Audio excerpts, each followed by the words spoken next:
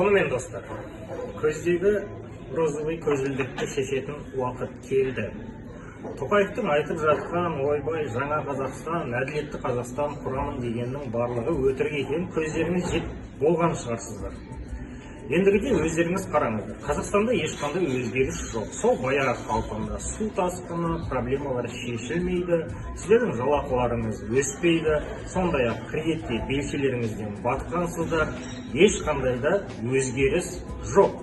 Назарбаев пен Тоқаевтың режимі Қазақстанда билігін жүргізіп отырған кезде бізде Қазақстанда ешқандай өзгеріс болуы мүмкін емес достар. Ал өзгерісті істеу үшін не істеуіміз керек? Әрине, бізге барлығымызға бірігіп көшелерге шығып, бейбіт шерулерге шығып, Қазақстан бойынша 500 мыңға жуық, атап айтқанда Астанада 100 мың, Алматыда 100 мың, қалған ірі қалаларда 10-20 мың адам шықса, бір-ақ күннің ішінде қамтылғысыз мына Назарбаев Тоқаев режимінің көзін құрта аламыз.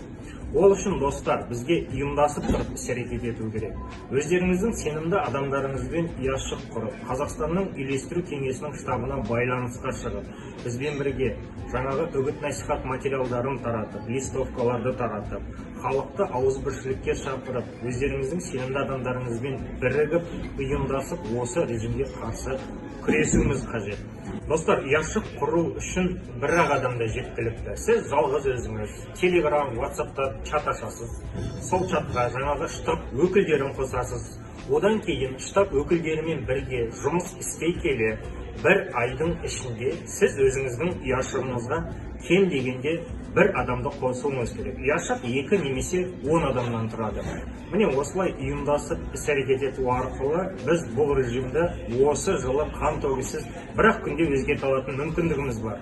Ол үшін бізге достар 4000 ұяшық құру қажет. Ол 20 мың ұйымдасып тұрып осы режимге қарсы күресетін ядро сопротивление дейміз. Міне осы ядро сопротивлениені құрып, бізге Қазақстан бойынша 500 мың адамды шығарсақ, бір күннің ішінде қамтылғысыз режимді құртамыз.